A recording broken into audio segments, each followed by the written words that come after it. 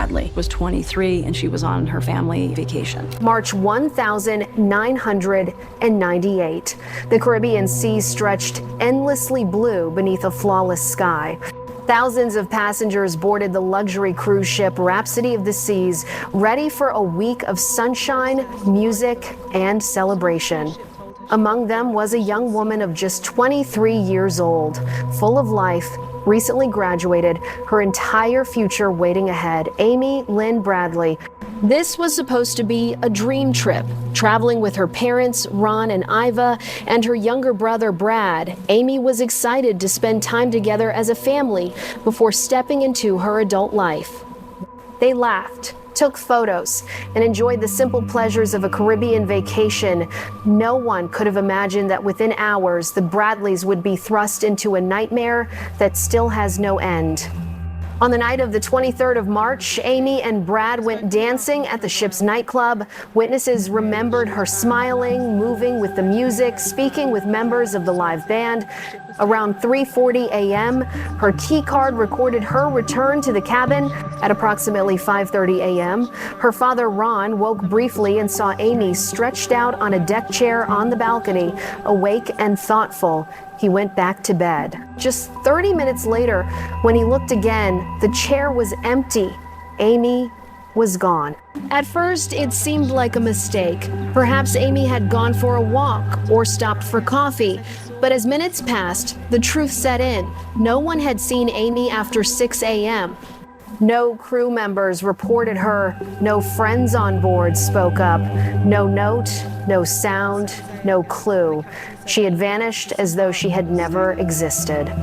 And that raised the chilling question, could a healthy, athletic young woman, a trained lifeguard and swimmer, simply disappear into the sea without a trace? Her family never believed it. From the very beginning, they felt something darker, something sinister had happened. Then came the critical mistake. As the ship docked in Curacao later that morning, passengers were allowed to disembark as if nothing had happened. Luggage, belongings, and potentially anyone connected to Amy's disappearance were free to leave. The golden window to lock down the ship and search for answers slipped away forever. In the years that followed, Amy's disappearance became more than just an unsolved police file. It became one of the most haunting mysteries in modern cruise history. Witness accounts would emerge, photographs would surface, theories would multiply, each one stranger, darker, and more heartbreaking than the last. But everything began with that single moment. When Ron Bradley looked back at the balcony and saw an empty chair, the family's life split in two, before Amy vanished and after. From then on, they lived caught between fragile hope that Amy was still alive and unbearable pain from never knowing the truth. And that is why you need to stay with us. Because the story of Amy Bradley's cruise ship disappearance 27 years later, where is she, is far more than a disappearance. It is a story about cracks in a billion-dollar safety system, about the failures of authority, and above all, about the endless love and grief of a family that has never stopped searching for their daughter. When Amy Lynn Bradley boarded the Rhapsody of the Seas with her family in March 1998, she had every reason to feel hopeful about the future. She was 23 years old, a recent graduate from Longwood University in Virginia, and a former athlete who had excelled in basketball and swimming. Her family described her as vibrant, independent, and deeply loved. Just days before the trip, she had adopted a bulldog puppy named Daisy. She had a new job waiting back home. This vacation was supposed to be nothing more than a joyful pause between college life and adulthood. Her parents, Ron and Iva, wanted the cruise to be a bonding experience before Amy moved fully into her career and her own life. Along with her younger brother, Brad, the family set sail on what they imagined would be the trip of a lifetime. Island stops in Aruba, Curacao, St. Martin, St. Thomas. Sunlight, music, and endless buffets. For most families, this was paradise. For the Bradleys, it was about to become their worst nightmare. On board, Amy stood out. Tall, athletic, with her trademark tattoos, including a Tasmanian devil spinning a basketball and a sun on her lower back, she carried herself with confidence, yet she wasn't careless. In fact, Amy confided to her family during the cruise that she felt uneasy about certain crew members. Some of the ship's band members, particularly one known by the nickname Yellow, seemed to take a special interest in her. She brushed it off, but her parents noticed her discomfort. Still, the days passed with laughter and photographs. On the 23rd of March, the night before her disappearance, Amy and Brad went dancing at the ship's disco.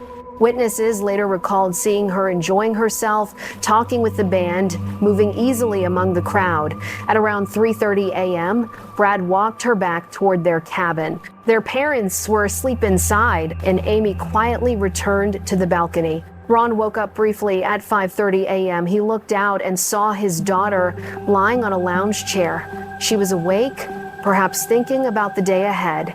He went back to bed. 30 minutes later, when he checked again, the chair was empty. Amy was gone. What makes this disappearance so haunting is the setting. A cruise ship, in theory, is one of the safest places in the world. Isolated, contained, with cameras, staff, and thousands of other passengers nearby. How could a young woman simply vanish between sunrise and docking? At first, her parents thought Amy might be walking the decks, getting coffee, or talking with new friends. But within an hour, dread set in. Amy had left behind her shoes, her room key, even her cigarettes items she never traveled without. This was not a casual walk. This was something else. The captain was alerted, but his response would later be criticized. Instead of locking down the ship and restricting passengers, he allowed normal operations to continue. Breakfast was served. People disembarked in Curacao. The Bradleys begged the crew to make an announcement to keep people on board until Amy was found, but that announcement came far too late. By then, if someone had taken Amy off the ship, the opportunity to stop them was already lost. This was the first of many agonizing failures in the case. A family had trusted a multi-billion-dollar company to keep them safe. Within hours, they realized the system designed to protect them was full of cracks. And beneath all of this hung a deeper, more chilling question. If Amy didn't fall, and she didn't simply walk away, then someone on that ship knew exactly what happened to her. By sunrise on the 24th of March, panic was setting in. The Bradleys searched every deck, every hallway, calling Amy's name. She was nowhere. Within hours, the terrible truth became unavoidable. Amy had vanished aboard a ship that was supposed to be impossible to simply walk away from. And yet, from the very beginning, cracks appeared in the way her disappearance was handled. The first mistake was timing. When Ron and Iva begged the crew to make an announcement to keep passengers on board until their daughter was found, the captain delayed. Instead, he insisted Amy had likely gone ashore in Curacao. Breakfast was served, the gangways opened, and hundreds of people left the ship. If Amy had been taken against her will, her captors had already slipped into the crowd. The second mistake was evidence. Later that morning, while the Bradleys pleaded for help, housekeeping entered their cabin and cleaned it. Sheets were stripped, floors were vacuumed, bathrooms wiped down. By the time FBI agents would eventually board the vessel, any trace evidence, hair, fibers, fingerprints was gone. A federal investigator later called it a crime scene destroyed before it was ever recognized. Then there were the accounts from other passengers. Several people recalled seeing Amy in the early morning hours. Some said she was with members of the ship's band. Others claimed they saw her near elevators. None of those leads were pursued aggressively in those first hours. Every passing minute made them colder. The geography of the case makes it even more haunting. Amy was not in a city street or a crowded festival where people can blend in. She was on a cruise ship contained, isolated, with cameras and crew everywhere. If she could vanish here, it raised a terrifying question. Who else might be vulnerable in places we assume are safe? Her family never accepted the accident theory. Amy was a certified lifeguard, a strong swimmer who grew up around water. The idea that she simply fell overboard and drowned in silence did not fit the facts. She left behind her shoes, her cigarettes, and her ID card, all things she would have taken with her. To the Bradleys, it looked like she hadn't left by choice. By the afternoon, local authorities in Curacao and Dutch Antilles Coast Guard crews joined the search. Helicopters scanned the shoreline, patrol boats combed the water. For 4 days they looked, but there was no trace of Amy, no clothing, no body, nothing floating in the currents. It was as if the ocean had swallowed her whole, or as if she had never entered the ocean at all. And that possibility introduced the most unsettling theory of all, that Amy may have been taken, not lost. In those chaotic hours, with passengers free to disembark and no secure perimeter, someone could have smuggled her off the ship. A nightmare that sounded unthinkable suddenly became the only explanation that fit. It raises the third-level question that still echoes today. Could this tragedy have been prevented if someone had acted sooner? If the ship had been locked down immediately, if evidence had been preserved, if witness reports had been followed the moment they were made, would Amy have been found? Would the Bradleys have been spared decades of grief? The cracks in those first hours were not just procedural mistakes. They were fractures that would shape the case forever, turning what might have been solvable into one of the most enduring mysteries in modern maritime history. By the time the ship left Curacao, the Bradley family's worst fear was no longer a possibility. It was reality. Amy was gone, and the hours of confusion, delay, and missteps meant that if she had been taken, her trail was already cold. Yet what came next made the case not just tragic, but haunting. Witnesses began to come forward. Some passengers said they had seen Amy in the early morning hours with members of the ship's band. Others claimed she had been near an elevator or on an upper deck. None of these accounts were ever confirmed, but they planted seeds of suspicion that Amy's disappearance was not an accident. Then came the most chilling reports. Months later, in 1999, a U.S. Navy petty officer came forward with an astonishing story. While visiting a brothel in Curacao, he claimed he encountered a young woman who begged him for help, saying her name was Amy. Shocked and fearful of disciplinary action for being in the brothel, he did not report it immediately. By the time he did, the lead was impossible to follow. That one hesitation may have been the difference between rescue and silence. In 2005, another lead surfaced, one that would traumatize the Bradley family. An anonymous tipster sent them photographs from a Caribbean-based sex website. The images showed a woman with a strong resemblance to Amy, same build, same features, posing in lingerie under the name Jazz. The FBI reviewed the images, and while they could never confirm with certainty, independent experts told the family it was likely Amy. For Ron and Iva, those photos were unbearable proof, perhaps, that their daughter had not died in the ocean, but had been forced into sexual slavery.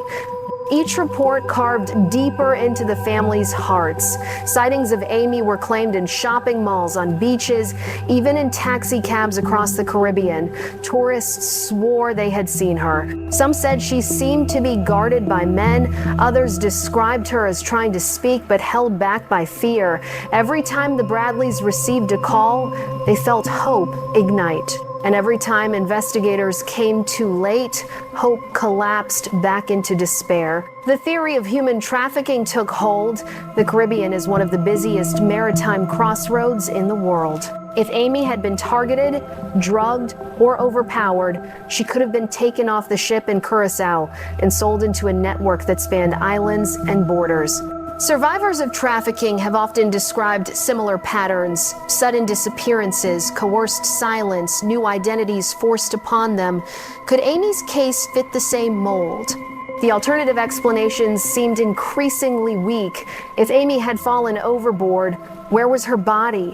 Where were her clothes, her belongings? Ocean currents in that region had carried debris from other accidents to shore. Within days, nothing from Amy was ever found. If she had chosen to run away, why leave behind her cigarettes, her shoes, her ID, her family who adored her?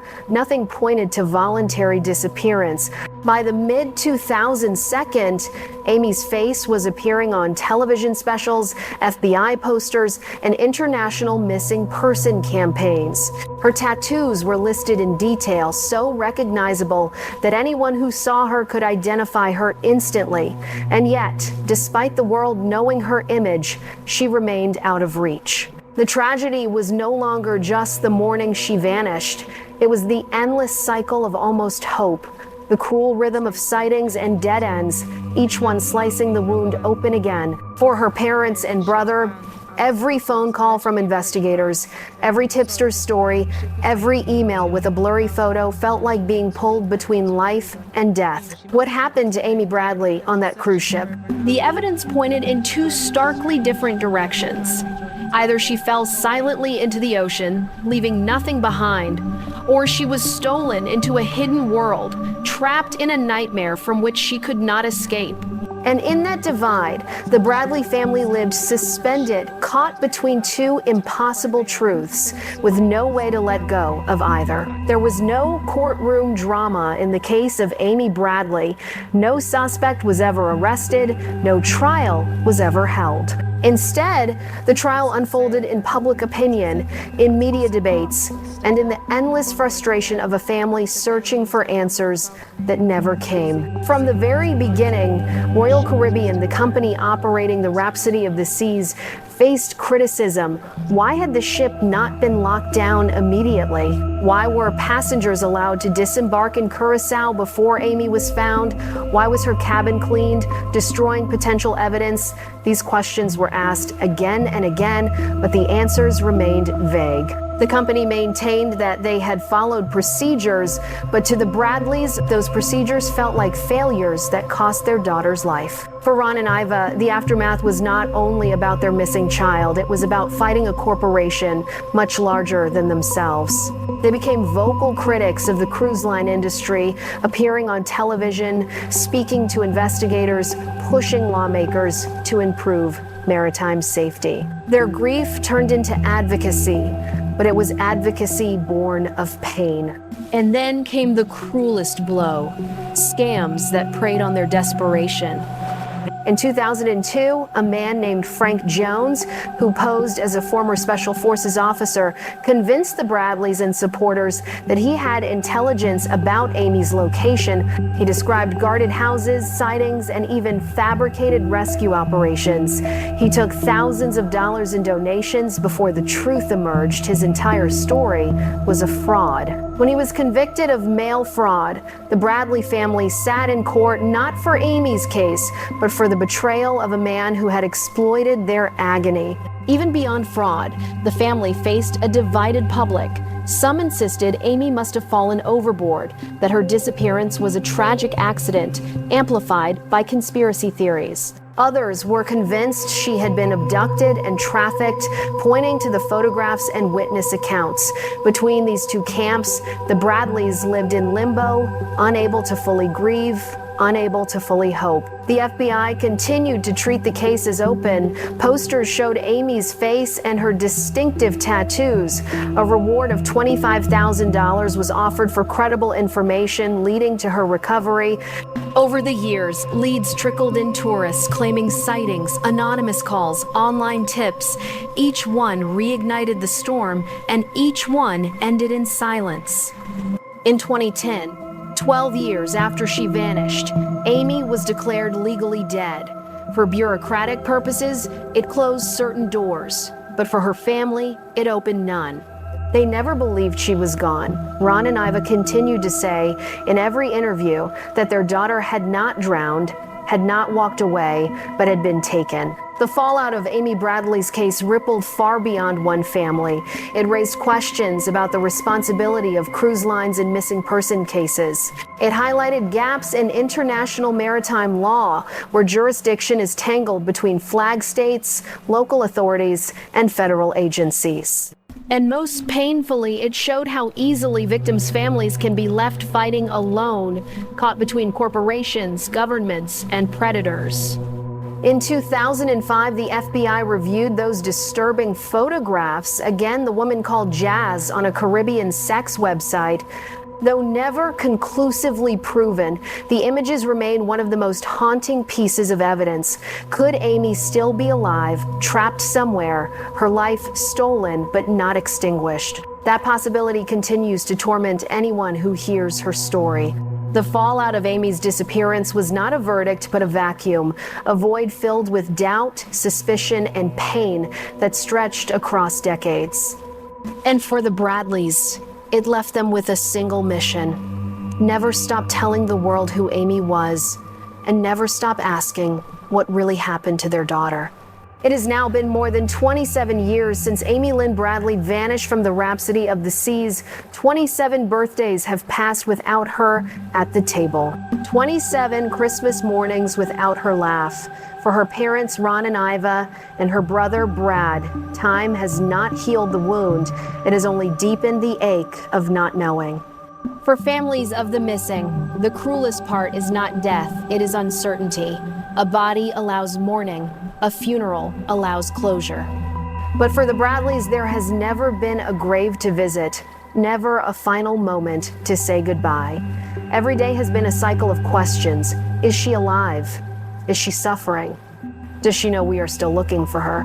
Amy's case has become more than a single disappearance. It is a symbol of how fragile safety can be, even in places designed for pleasure and escape. A cruise ship is marketed as a floating city of joy where nothing bad can happen, but Amy's story shattered that illusion. If she could vanish from a luxury liner in broad daylight, then the truth is that none of us are ever as safe as we believe. Her disappearance also exposed the cracks in our systems, the lack of international maritime oversight, the absence of clear jurisdiction, the profit-driven priorities of corporations that sometimes outweighed human life. In that sense, Amy was not only a victim of whatever happened to her that morning, she was also a victim of the failures of an industry and of the structures meant to protect her. For her family, advocacy became a way to keep her spirit alive. They have spoken at conferences, lobbied for stronger cruise ship safety laws, and reminded the world that Amy is more than a case file. She is a daughter, a sister, a friend, a vibrant woman who loved her dog, her music, her future. When they show her photographs, they don't want you to see a missing person. They want you to see Amy, the whole person she was, and the life she should still be living. And then there is the haunting possibility that remains. The sightings, the photographs, the whispered reports that she was alive years after 1998. Could Amy still be out there, somewhere in the Caribbean or beyond, stripped of her freedom, but not her life? If so, then the tragedy is not just that she disappeared, it is that she may have endured unimaginable suffering for decades. That possibility forces us to look deeper not only at Amy's case, but at how many others may be hidden in plain sight. The U.S. State Department estimates that thousands of people are trafficked across borders every year. Behind every statistic is a face, a name, a family, just like the Bradleys. Amy's story reminds us that human trafficking is not a distant crime. It can touch ordinary people on ordinary vacations without warning. So what do we do with a story like this? We remember. We refuse to let Amy's name fade. We demand better safeguards on cruise ships. We listen to families who are still searching. And we acknowledge that behind every headline is a human being who deserves justice. As this documentary closes, we leave you with one question. Who is Amy Bradley in your heart? A young woman lost to the sea, or a daughter stolen into darkness, still waiting to come home? Share your thoughts below. Every perspective matters. And if you want to hear the story of another disappearance that shocked the world and left families searching for decades, click on the next video now.